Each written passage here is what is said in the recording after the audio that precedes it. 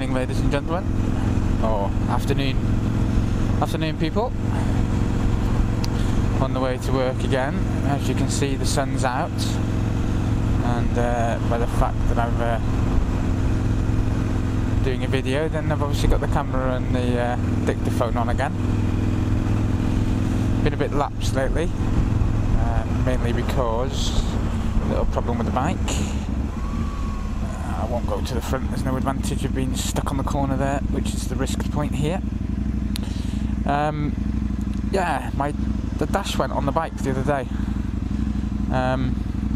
When I start the bike, I get about 3-4 blinks from the EFI light.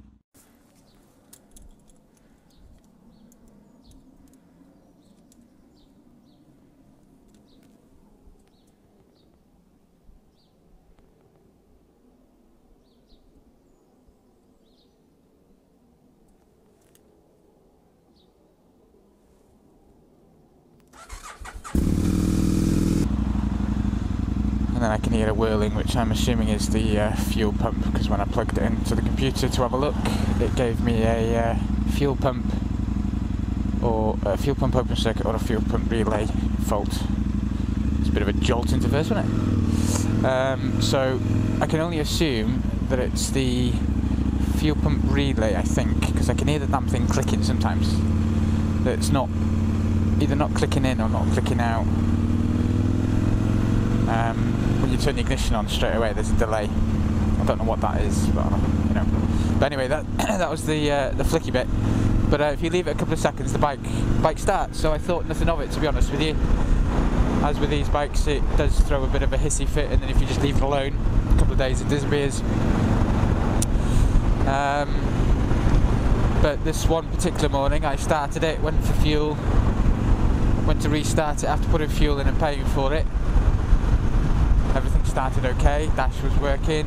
Went to press my set button, which flips the odometer over to a trip function, and then went to hold down the set button to reset the trip to 0, and then that's how I sort of don't trust the fuel gauge. I sort of go on the mileage and the fuel gauge combined for when I need to refuel again.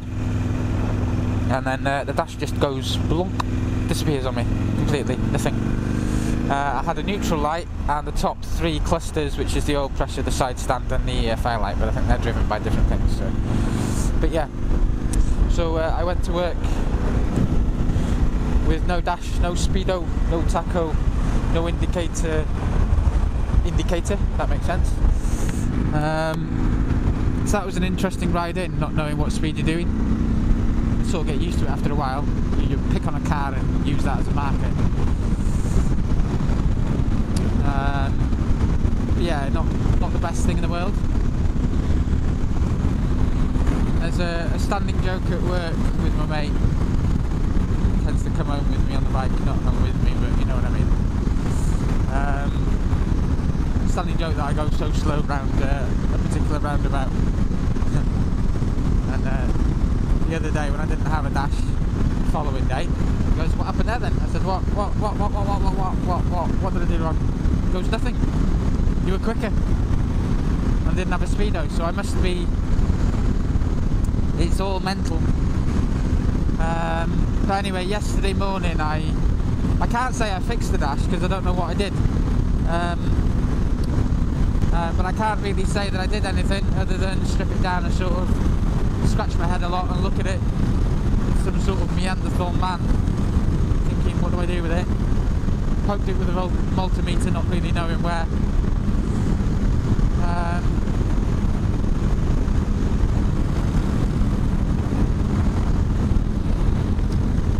So yeah, it's the dash is back.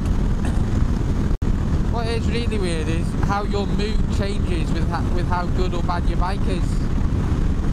I noticed that the other day when I lost the dash. I was in a foul mood. Oh, I was in miserable guts. But yesterday, when the dash came back alive, went to work, I was in a good mood all day, and so far, this morning, I'm in a good mood again. I'd be in even a better mood if I could sort that blinky EFI light out. I think it's just the relay. I need to get my ass into gear and get a replacement relay for it. And I did put the touring screen back on, but I've reverted back to the little shorty. I've come to the conclusion that I prefer wind on my chest rather than just wind hitting the top of my helmet like it was doing on the touring screen. The touring screen was brilliant when I had wind behind me, but when you ride into wind, I think the screen flexes so much that it buffers my eye line at the top of my visor, and you just can't focus on things that are sort of in the middle ground, because your eyes are actually getting shaken, your vision's getting blurred. So I thought, no, now I've got a feeling of what it's like to have a shorty screen, and I prefer that. Still not ideal, I still prefer the touring screen, I think, but one that doesn't obviously blur my vision.